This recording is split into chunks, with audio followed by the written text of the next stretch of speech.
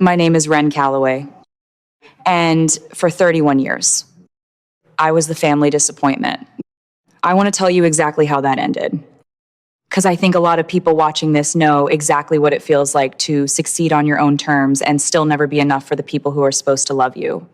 The Sunday brunch tradition started 16 years ago, back when my younger brother graduated high school. My mother, Diane, decided our family needed a monthly ritual to prove to Cedar Hollow, our little corner of suburban Ohio, that the Callaways were a picture-perfect family. Every first Sunday, we gathered at the Hollow Creek Country Club, pressed linen napkins, mimosas before noon. Everyone dressed like they were auditioning for a lifestyle magazine. I stopped going regularly about 3 years before the brunch. I'm going to tell you about, not because I stopped loving my family. I stopped going because I got tired of showing up to be quietly humiliated by people who spent my entire childhood telling me I'd never amount to anything. Here's some context you need. When I was 17, I told my parents I wanted to study cybersecurity in college. My father laughed. My mother said computer science was not a real career for a girl and that I should study something useful, like hospitality, so I could meet a husband with an actual job. I paid for that degree myself, working 3 jobs and taking out loans because my parents wouldn't sign a single form. The only person who believed in me back then was my grandmother, Eleanor. She quietly wired me $4,000 my sophomore year when I told her I might have to drop out. She made me promise never to tell my mother. Diane will find a way to make it about her. She said she was right. Eleanor always was.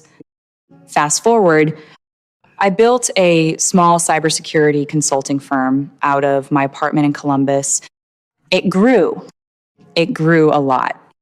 4 years ago, a Fortune 500 tech company acquired my company, Ironbrook Security, for $64 million. I was 30 years old. You'd think that would have changed something. It didn't.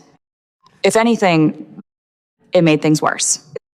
Because now my family had to find new ways to diminish something they couldn't ignore. When I got the acquisition offer, my mother's first comment was, "I hope you're not going to get a big head about it." When the deal closed, my older brother Grant told everyone at Thanksgiving that I'd gotten lucky and that anyone could sell a company if they had the right buyer fall into their lap.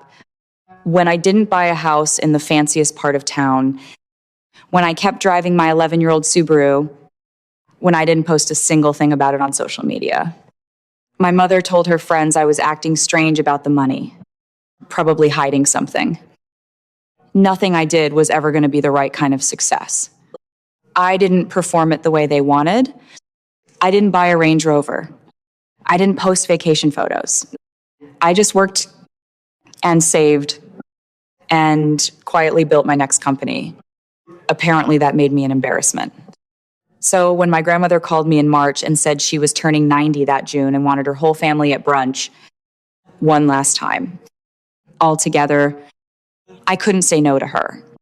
She was the only person who never once made me feel small. I showed up in dark jeans and a cream sweater, hair in a simple, low bun, driving my old Subaru because I genuinely didn't care what car I drove. I parked next to my sister Paige's brand new white Mercedes and my brother Grant's Range Rover and walked in. My mother was already holding court at the head of a long table on the club's garden patio, surrounded by my siblings, their spouses, my nieces and nephews, and a handful of aunts, uncles, and cousins. She saw me first. Well, look who decided to grace us with her presence. She announced, loud enough for 3 tables over to hear, "Did you drive that same old car? Or did Uber finally get too expensive for you?" "I drove," I said quietly, sliding into the only open seat, which happened to be at the far end of the table, as far from my grandmother as physically possible. My sister Paige laughed into her mimosa. "I saw it in the parking lot. That thing is older than my marriage. kind of embarrassing for someone who supposedly sold a company for $60 million. I like my car. I said, "You're an embarrassment." My mother said, not bothering to lower her voice at all, "Your sister drives a Mercedes. Your brother has a Range Rover. Even Tyler's got a nicer car than you. And he's 23 and works at a gym. We tell people you're this big, successful businesswoman. And then you show up looking like you shop at a thrift store. How exactly are we supposed to be proud of you?" I'd heard versions of this sentence my entire life. When I studied computer science, they said I'd never get hired. When I got hired, they said I was wasting my potential on something boring. When I started my own company, they said I'd fail within a year. When it succeeded, they said I got lucky. When I sold it for $64 million, they said the buyers probably overpaid and it wasn't really worth that much. There was no version of my life that would ever be enough, because the problem was never actually my achievements. The problem was that I refused to perform them the way my mother wanted. Brunch went on exactly as these things always did. Grant bragged about his commission numbers at the real estate firm he worked at, which happened to be owned by his father-in-law. Paige talked about her husband's promotion to senior partner at his law firm. My younger brother, Tyler, pulled out his phone to show everyone photos from the trip to Turks and Caicos our parents had paid for. "So what have you actually been up to?" Ren, my Aunt Carol, asked, and for once it sounded like a genuine question. Before I could answer, my mother cut in. She sits alone in her condo writing computer code all day. Very glamorous, very impressive. "I'm actually building a new platform." I said, "Cybersecurity tools for small businesses that can't afford enterprise-level protection." We closed our seed round last month. Still playing with computers. Grant said, not even looking up from his phone. Some things never change. That's when my mother stood up. She'd had at least 3 mimosas by then, and her face had that particular flush that meant she'd crossed from tipsy into something meaner. She picked up her glass and walked the length of the table until she was standing directly behind my chair. "Watch this. Everyone," she said, loud enough that the neighboring tables turned to look. "This is how we deal with people who embarrass this family." She poured her entire mimosa over my head. Cold champagne and orange juice ran down my scalp, soaked into my sweater, dripped onto the white tablecloth. For about 3 seconds, the table went completely silent. Then my brother Grant burst out laughing and pulled out his phone to start filming. "This is gold," he said, still laughing. "This is absolutely gold." Paige had her phone out too, filming from a different angle, giggling behind her hand. Tyler was recording. 2 of my cousins had their phones up. At least 6 phones were pointed at me while I sat there with juice dripping off my chin onto the table. That's what happens to trash, my mother said clearly, making sure everyone at that end of the patio could hear her. People who don't respect their own family. I looked down the table at my grandmother. She had tears in her eyes but didn't say a word. She was 90 years old and had given up trying to control her daughter's behavior decades ago. I understood. I wasn't angry at her for staying silent. I stood up slowly, juice still dripping from my hair onto the patio stones. I reached into my purse, pulled out $60, and set it on the table for my share of the bill. Then I walked out of the Hollow Creek Country Club without saying a single word to anyone. I sat in my car in the parking lot for a long time. I wasn't crying because of the mimosa. I'd survived worse than a drink thrown at me.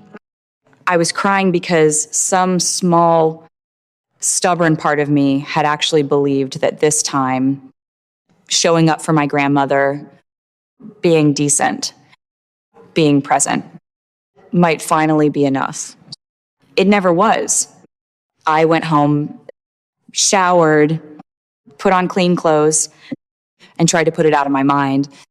6 hours later, the video appeared on Facebook.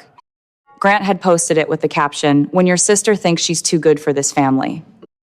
Sometimes mom has to remind her where she came from. Paige shared it with the caption, "Family dynamics, LOL." Sometimes people need to be humbled. Tyler posted a clip to Instagram with 3 crying, laughing emojis. For about 2 days, it stayed inside our extended circle of family friends. A few dozen likes. Comments from people who knew my mother, mostly agreeing that I'd probably deserved it for acting superior. I blocked everyone involved and tried to move on with my life.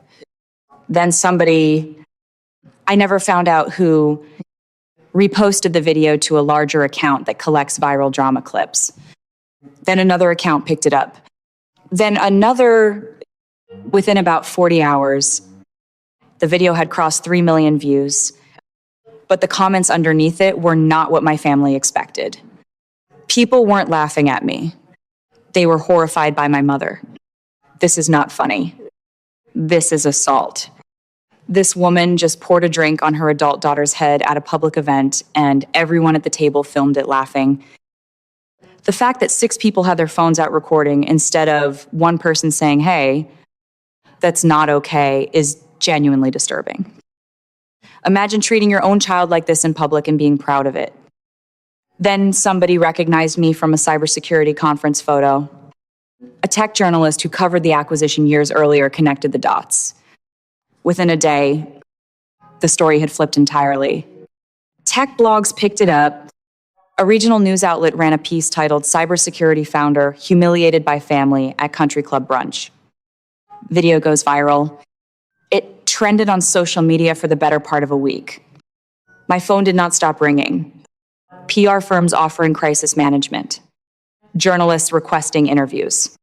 Other founders, mostly women, reaching out privately to share their own stories of families who never understood their success. I ignored almost all of it. I did release one short statement through my company. I appreciate everyone's concern. This is a private family matter, and I'm choosing to focus on my work. The backlash against my family, though, was immediate and it was severe. Grant worked in real estate at a firm owned by his father-in-law. Within days of the video spreading, the firm's online reviews were flooded with 1-star ratings referencing the video. Clients started calling to ask if he was that guy from the video. His father-in-law called an emergency meeting. Grant was let go less than a week later. The firm released a short statement saying they do not employ individuals whose personal conduct reflects poorly on our company's values. Paige's husband was a senior associate at a corporate law firm that marketed itself heavily on professional ethics and workplace culture. When partners saw the video of his wife laughing and filming what commentators were openly calling elder-on-adult child abuse, he was called into a meeting about conduct unbecoming of the firm. He wasn't fired outright, but he was told in no uncertain terms that his path to partner was on indefinite hold and that his wife needed to publicly delete the video and issue an apology. Tyler worked in marketing at a mid-sized tech company, the kind of place where half the staff followed startup news closely and absolutely knew who I was. Several coworkers recognized him in the video his coworkers had shared internally as a joke, not realizing his last name matched mine. His manager called him in the following Monday. "We built this company on respect and inclusion." She told him, "We can't have someone on our team who celebrated something like this online, especially against a woman in tech." He was let go 2 weeks later. My mother didn't have a job to lose, but she sat on the board of 2 local charitable organizations. Both quietly asked her to step down within the month. Her country club membership was suspended pending an internal review. Longtime friends stopped returning her calls. The community that she had spent decades performing successful family for finally saw exactly what that performance had cost. They all called me eventually, every single one of them. Grant called crying, insisting the video was taken out of context and begging me to release a statement saying it was all a joke that went too far. I let it go to voicemail. Paige's husband called asking if I could please tell people his wife wasn't usually like that. I blocked the number. Tyler sent a long string of texts explaining that he hadn't meant for any of it to happen, that he was just following everyone else's lead, that he was sorry. I didn't respond. I wasn't trying to punish him. I just genuinely had nothing left to say. My mother called from a number I didn't recognize, and I made the mistake of answering without checking first. "This is your fault," she said before I'd even said hello. "You need to fix this. Tell people it was a joke. Tell them you weren't actually hurt." You poured a drink over my head and called me trash in front of 40 people. I said quietly, "That's what happened. That's what the video shows. You're too sensitive. You've always been too sensitive. Now you've ruined everyone's lives because you can't take a joke." I didn't post the video. I said, Grant did. You all filmed it and laughed. The internet just showed everyone what that actually looks like from the outside. You need to fix this. No. I said, I don't. I hung up and blocked the number. My grandmother called from her landline a few days later. The only call I still answered without hesitation. I should have said something at that table. She told me, her voice unsteady, "I've regretted it every hour since. You couldn't have stopped her. Grandma, you know that better than anyone." I do know that that's exactly why I called. I changed my will last month. Ren, everything is going to you. The house, my savings, my investment accounts. It comes to a little over $3 million. Your mother gets nothing. Your siblings get nothing. Just you. Grandma, you don't have to. I do have to. I've watched them treat you like an afterthought for 30 years. I've watched you build an entire life out of nothing. Not because of this family. But in spite of it, you're the only one who's ever earned anything from me. And I mean that as a compliment, not an insult to the others. It's simply the truth.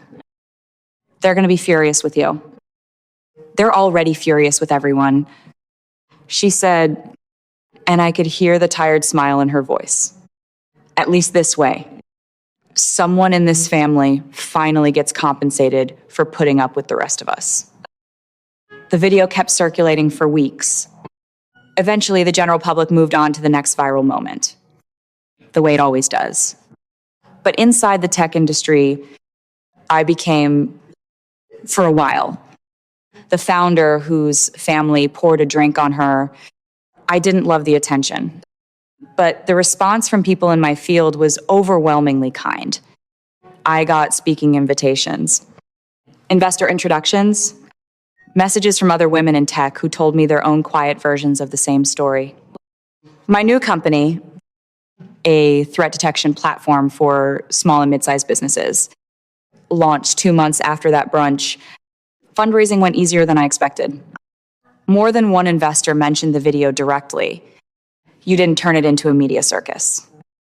One told me during our term sheet negotiation, you just went quiet and kept building. That's exactly the kind of founder we want to back. We closed our first round at a $52 million valuation. 8 months later, our Series A valued the company at $90 million. I held 62%. My family situation did not improve in the same way. Grant's marriage fell apart within the year. His wife left, citing, among other things, his failure to protect his own sister, and took their 2 kids with her. He moved back in with our parents. Paige's husband's path to partnership was formally shelved and never revisited. The strain from that, combined with everything else, put a lasting crack in their marriage that, as far as I know, never fully healed. Tyler couldn't find comparable work in tech for over a year. The video followed him through every interview process. He eventually moved 2 states away to start over somewhere nobody recognized his last name. My mother lost her charity board seats, her club membership, and most of her social circle.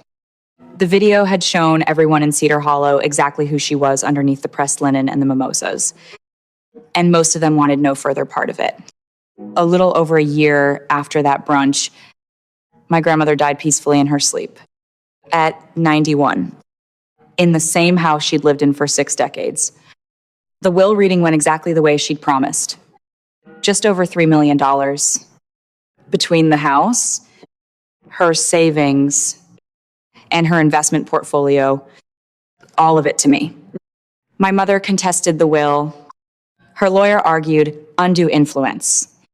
My grandmother's estate attorney calmly played the judge the video, which by then had well over 20 million views across platforms. Your Honor, he said, this footage demonstrates precisely how the plaintiff treated her daughter. Mrs. Calloway's will explicitly states her reasoning that Wren was the only family member who treated her with consistent love and respect throughout her life. This video corroborates that reasoning rather than undermining it. The contest was dismissed within a single hearing. I sold my grandmother's house eventually. It felt right. I donated a significant portion of the proceeds to a scholarship fund supporting women studying computer science. The same kind of fund that might have kept 18-year-old me from nearly dropping out.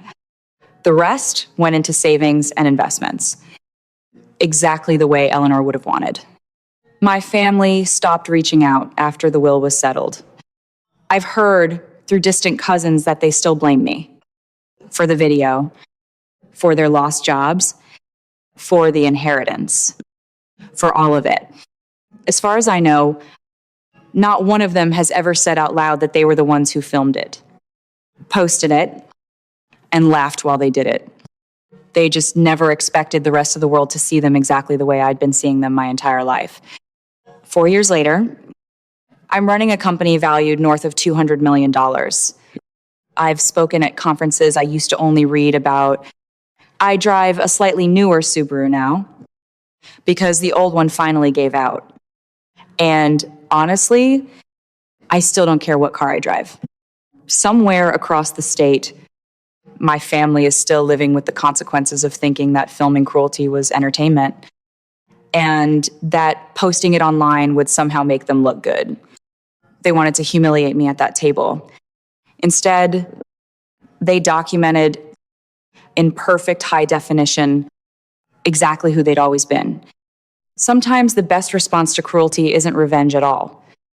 It's simply stepping aside and letting people show the world who they really are. If this story resonated with you, if you've ever had to build your own definition of success because the people who were supposed to be proud of you never were, I'd love to hear your story in the comments. You're not alone, and you never were.